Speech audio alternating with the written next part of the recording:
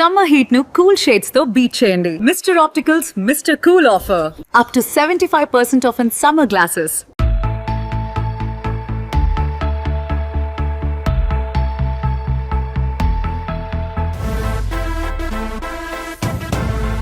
Hi, welcome to our channel. నేను మీ రోషన్ని. So ఎంతో మంది హోమ్ టూర్స్ చేయడంలో విజయవంతంగా పూర్తి చేసుకున్న సుమన్ టీవీ బాబు మోహన్ గారిని చేశారంటే కోటా శ్రీనివాసరావు గారిని చేయాలి అన్నారు. ఎందుకంటే వాళ్ళిద్దరు కాంబినేషన్ అలాంటిది కాబట్టి ముఖ్యంగా ఆయన గురించి మనం కొంత బ్రీఫ్గా వెళ్లే ముందు ఒకసారి కోటా శ్రీనివాసరావు గారు లోపలికి వెళ్దాం. అంటే ఇది ఎలా అంటే legendary actor with their awards rewards అన్నాం కాబట్టి ఒకసారి ఆయన సాధించిన అవార్డ్స్ రివార్డ్స్ చూసిన తర్వాత ఆయన గురించి కొంత ఎక్స్ప్లెనేషన్ మీకు ఇస్తాను. ఒకసారి లోపలికి వెళ్దాం.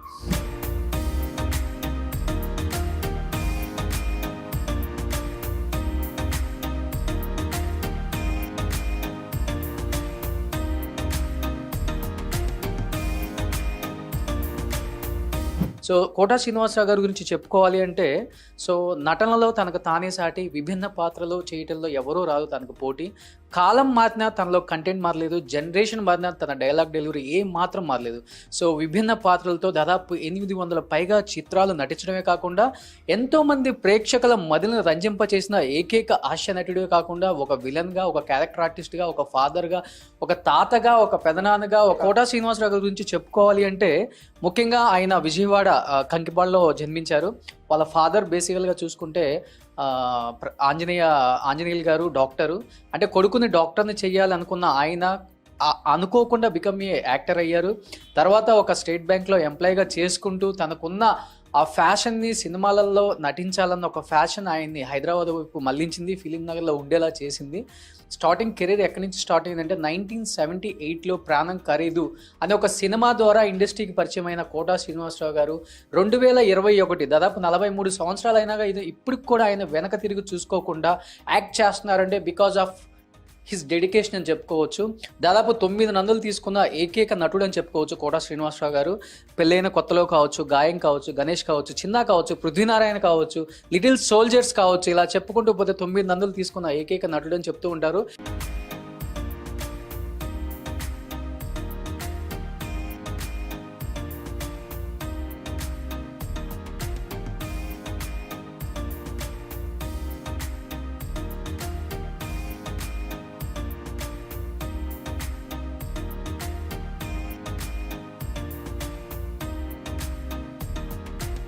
సో పద్మశ్రీ కూడా కోటా శ్రీనివాసరావు గారికి సాదా సీదాగా ఇవ్వలేదండి.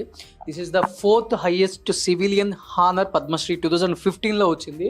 ఎందుకంటే ఆయన సినిమా ఇండస్ట్రీకి చేసిన ఒక కృషికి ఆయనకి 4th హైయెస్ట్ సివిలియన్ అంటే అది చాలా మందికి రాదు. మన కోటా శ్రీనివాసరావు గారికి దక్కిందని చెప్పుకోవచ్చు. This is the 4th highest civilian Padma Shri 2015లో ఆయన హానర్. తర్వాత కనపడుతుంది మనకి ఆయన సాధించిన విజయాలు కూడా. సో ఎంతోమంది నటులు వస్తూ ఉంటారు, పోతూ ఉంటారు. అట్ ది సేమ్ టైం కొంతమంది నటులు మాత్రమే ఇండస్ట్రీలో నిలిచిపోతారని చెప్పడానికి ఇదొక్కటి నిదర్శనం సరిపోతుంది.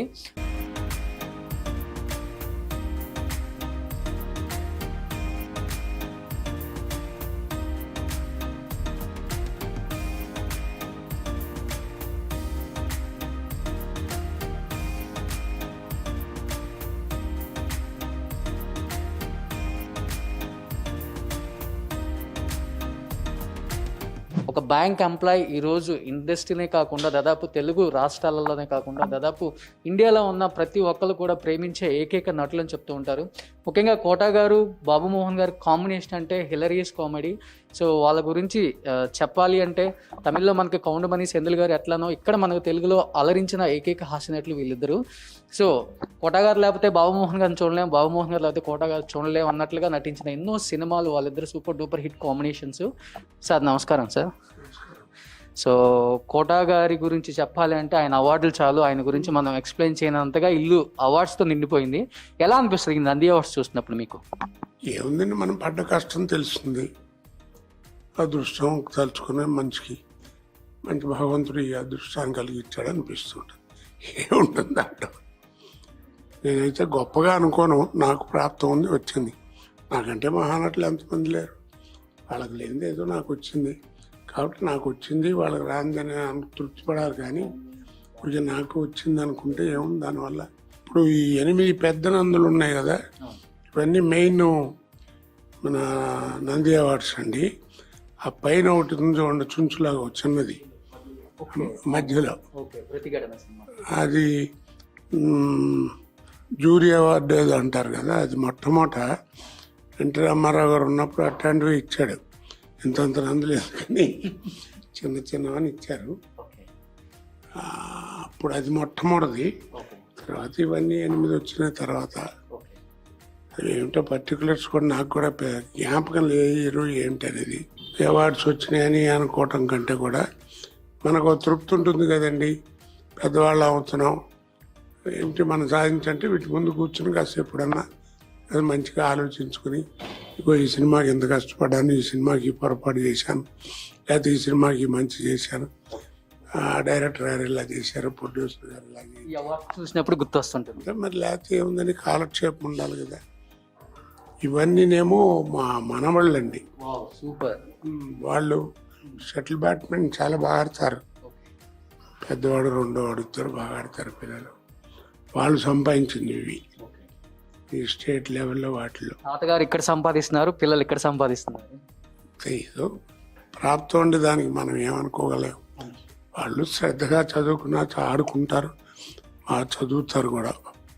అంటే మన వాళ్ళని చెప్పడం కాదు కానీ ఇద్దరు బాగా మెరిట్ స్టూడెంట్స్, బాగా ఎంసెట్లు వాటిలో కూడా బాగా మంచి మార్కులు తెచ్చుకుంటారు, పర్సంటేజ్. లైఫ్ ఏదో అదే చెప్పాను. సేమ్ టైం 2015లో మీకు ఇండియాలోనే బిగ్గెస్ట్ ఒక పద్మశ్రీ అనేది ఒక హానర్ అయింది మీకు. అది ఎలా అనిపించింది సార్? 4th హైయెస్ట్ అనుకోవచ్చు అది. అంటే చెప్పాను కదండి, ప్రెసిడెంట్ గారి దగ్గర ఆయన చేతులతో నాకు ఇస్తూ ఆయన నా చేతుల్లో ఆ పద్మశ్రీ ఇది అవార్డు చేతిలో పెట్టినప్పుడు ఒక 2 నిమిషాలు నాకు ఆనందం చెప్పలేకపోయాను. మొట్టమొదట నేను తలుచుకుంది మా అమ్మగారిని, మా నాన్నగారిని, తర్వాత నాకు విద్య నేర్పిన గురువుల్ని. నాటకాలు అసలు ఫస్ట్ వాళ్ళు లేకపోతే ఏముందండి. సినిమా అనేది అంటారు, ఎంతోమంది మహానుభావులు, ఎంతోమంది గొప్ప గొప్ప డైరెక్టర్లు, ఎంతోమంది నిర్మాతలు, వాళ్ళందరూ కూడా మంచి మంచి వేషాలు ఇచ్చారు. ఇలాంటివి ఎన్నో జరిగినాయి, దాంట్లో ఉంది. సూపర్. అలా నడుచుకుంటూ వెళ్తే ఇంకా ఎన్నో మీ సాధించిన విజయాల గురించి చెప్పాలి అంటే మాకు మాటల్లో కూడా సరిపోదు. ఎందుకంటే అది కొంతమంది గురించి చెప్పలేవు మాటల్లో, ఎందుకంటే వాళ్ళు కలిసినప్పుడు ప్రత్యేకంగా ఇలా చేసినప్పుడు అసలు మాట్లాడలేము. సో కొడుకు గురించి ఒక్కసారి.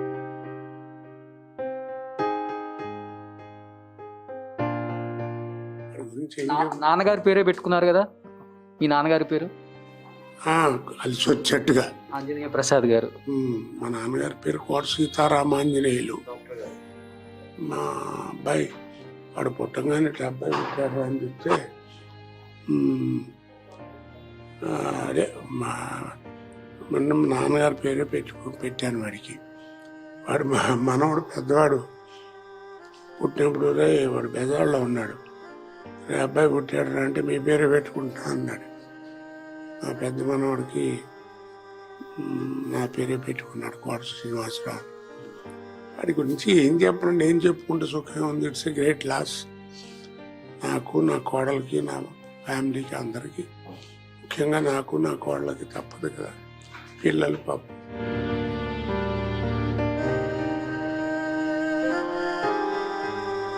మంచి బ్రిలియంట్, మీకు తెలుసు కదా, 3-4 సినిమాలు చేశాడు వాడు కూడా. గాయం 2లో మీతో పాటు యాక్ట్ చేశారు, సిద్ధంలో జేడి చక్రవర్తి గారితో యాక్ట్ చేశారు. అంటే నేను ఎప్పుడు వాడిని ఏదో సినిమా యాక్టర్గా నేను ప్రమోట్ చేసినట్టుగా ఉండకూడదని నా ఉద్దేశం అండి. నేను కూడా ప్రమోట్ చేశాడు, అలాగే వాడు కూడా స్వయం కృషితో రావాలని కొంచెం ఆనందం అయితే మనసులో ఉండేది, వాడితో చేయించాలని. అది నేను బయటపడి ఓకే వాడి గురించి ఏం చేయలేదు, వాడే పాపం కష్టపడి యాక్ట్ చేసి నాన్నగారు అంటూ చేసేవాడంతా. బాబుమోహన్ గారికి, కోట శ్రీనివాసరావు గారికి పెద్ద లోటు అంటే ఇదేం చెప్పుకోవచ్చు కదా మనం. తప్పదండి ఏదైనా, ఎందుకంటే ఈ వయసు వాళ్ళకి అలాంటి కష్టం జరిగినప్పుడు కొంచెం ఇబ్బంది. పితృశోకం తట్టుకోవచ్చు, ఏమంటే మీ భావన నుండి పెద్దవారు పోయారనుకోవచ్చు. పుత్రశోకం తట్టుకోవడం చాలా కష్టం అండి. ఈ వయసులో కొడుకు లేకపోవడం, అందులో ఒక్కడే ఉంటారు నాకు. వాడు కాస్త పోవటం చాలా ఇబ్బంది అండి. అది వర్ణాతీతం ఏం చెప్తాం, అలాంటి అభాగ్యులు ఎంతోమంది ఉంటారు.